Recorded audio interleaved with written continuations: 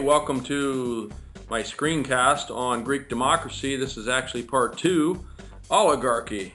A few people share power. By 800 BC, most Greek city-states were ruled by a small group of wealthy men. These men were called oligarchs, from a Greek word that means few. In an oligarchy, the ruling power is in the hands of a few people.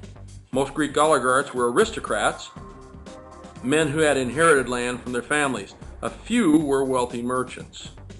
Compared to the poor, oligarchs had a very comfortable life. They spent their days hunting and taking part in chariot races.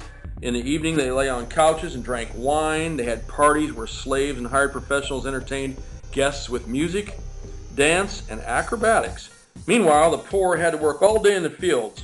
The hard-working poor saw the difference between their lives and the easy lives of the wealthy, and they thought it was very unfair.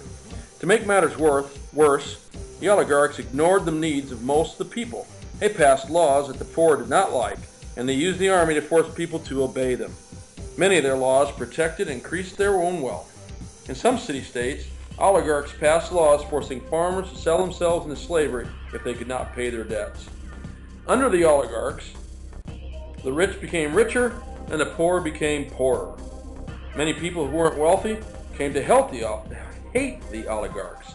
Eventually, the poor turned to the leaders who promised to improve their lives. These leaders were usually in the army. Backed by the people, they used their soldiers to throw the oligarchs out of power.